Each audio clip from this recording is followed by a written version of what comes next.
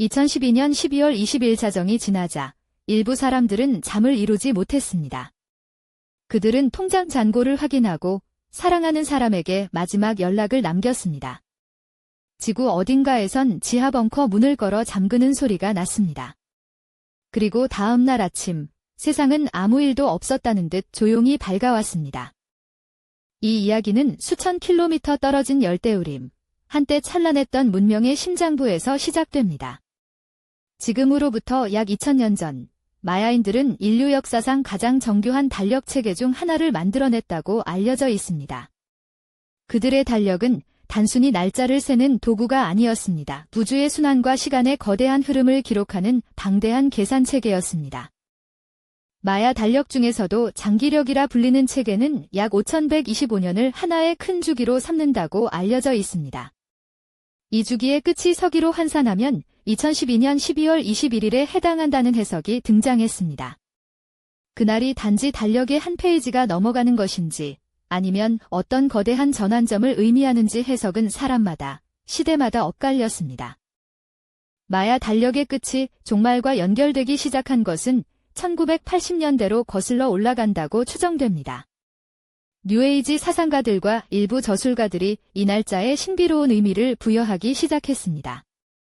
처음에는 소수의 관심사에 머물렀던 이 생각은 인터넷이 보편화되면서 국경을 넘어 빠르게 퍼져나갔습니다.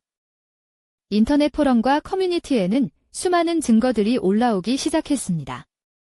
행성 정렬, 태양 폭발, 미지의 행성 니비루의 충돌 저마다 다른 시나리오가 경쟁하듯 공유됐습니다. 정보의 진위를 검증하기 어려웠던 많은 사람들은 어느 순간 이 이야기들을 진지하게 받아들이기 시작했습니다. 2009년 한 편의 할리우드 재난 영화가 개봉하면서 상황은 새로운 국면을 맞이했습니다. 화산 폭발과 지진, 해일이 대륙을 삼키는 장면들이 스크린을 가득 채웠습니다. 그 극적인 시각 이미지는 수많은 사람들의 뇌리에 각인됐고 2012년 종말이라는 막연했던 개념에 무시하기 어려운 구체적인 형태를 부여했다고 추정됩니다. 방송사들도 이 흐름과 무관하지 않았습니다. 국내외 여러 채널이 2012년 종말론을 주제로 한 특집 프로그램을 잇따라 편성했다고 알려져 있습니다. 전문가 인터뷰와 자극적인 재연 영상이 교차하는 프로그램들은 때로 과학적 사실과 검증되지 않은 가설 사이의 경계를 흐릿하게 만들었습니다. 믿음은 서서히 행동으로 이어졌습니다. 일부 사람들은 생존 배낭을 꾸렸고 식량과 물을 비축했습니다. 프랑스 남부의 한 산기슭 마을에는 외계 문명이 그날 구출해줄 것이라 믿는 사람들이 실제로 모여들었다고 전해집니다. 종말에 대비한 지하 벙커를 분양하는 업체들이 등장해 적잖은 수요를 기록했다는 보고도 있습니다. 과학계는 일찌감치 목소리를 높였습니다. 나사를 비롯한 대다수 천문학자들은 니비루 행성의 존재 자체가 확인된 바 없으며 태양 폭발이나 행성 정렬이 지구에 치명적 영향을 미칠 근거가 없다고 반박했습니다.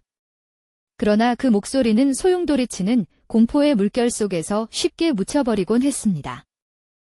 정작 마야 문명의 후손들은 이 종말론의 당혹감을 드러냈다고 전해집니다. 현대 마야인 학자들과 공동체 지도자들은 선조들의 달력이 파국을 예언한 것이 아니라 새로운 큰 주기의 시작을 기록한 것이라고 밝혔습니다. 수천 년의 지혜가 담긴 문명, 유산이 전혀 다른 맥락에서 소비되는 상황을 바라보는 시선은 복잡했을 것입니다.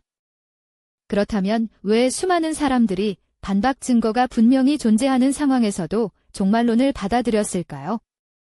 심리학자들은 이를 확증 편향과 불확실성에 대한 공포가 결합된 결과로 분석합니다. 인간은 예측할 수 없는 혼돈보다 예측 가능한 최악을 더 쉽게 받아들이는 경향이 있다고 알려져 있습니다. 어떤 의미에서 종말은 알 수 없는 내일보다 덜 두려운 것이었을지도 모릅니다. 2012년이 처음은 아니었습니다. 서기 1000년 밀레니엄, 1666년 흑사병의 잿더미 위, 1844년 밀러 운동, 1999년 Y2K 역사는 종말론이 시대를 달리하며 반복적으로 출몰해왔음을 보여줍니다. 형태는 달랐지만 그 중심에는 언제나 세상이 곧 끝난다는 믿음과 그 믿음을 함께 나누는 공동체가 있었습니다. 공포가 상품이 되기까지는 그리 오래 걸리지 않았습니다. 생존 키트, 종말 대비 식량 세트, 지하 벙커 분양 이 모든 것이 실제 시장을 형성했습니다. 공포를 확산시키는 콘텐츠와 그 공포로부터 이익을 취하는 산업이 맞물리면서 종말론은 단순한 믿음을 넘어 하나의 거대한 문화 경제적 현상이 되었습니다. 그리고 마침내 그날이 찾아왔습니다. 2012년 12월 21일 동지.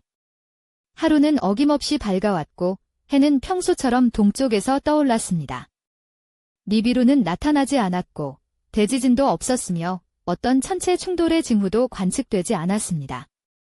세상은 그저 고요한 겨울 하루를 맞이했을 뿐이었습니다.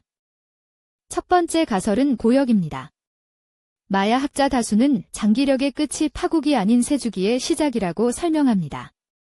마치 달력이 12월 31일에 끝나도 다음 날 새 달력이 시작되듯 마야인들에게 그날은 끝이 아닌 전환이었다는 것입니다.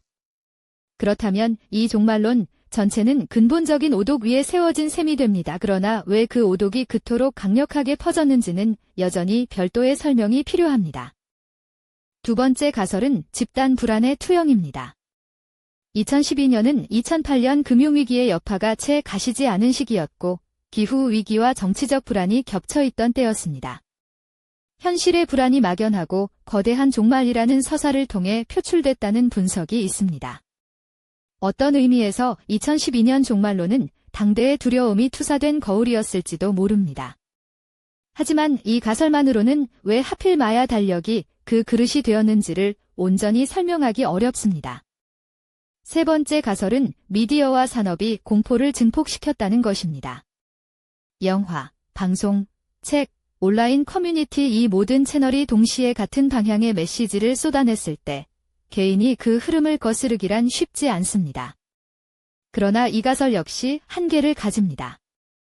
미디어는 수요가 있는 곳에 공급을 맞추는 경향이 있기 때문입니다. 공포가 먼저였는지, 콘텐츠가 먼저였는지, 그 닭과 달걀의 문제는 아직 풀리지 않습니다.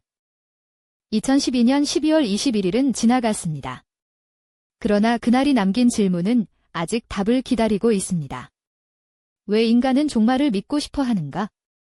집단적 공포는 어떻게 형성되고 무엇이 그것을 걷잡을 수 없이 키우는가? 어쩌면 이 물음의 답은 마야 달력 속에 있는 것이 아니라 우리 자신 안에 있을지도 모릅니다.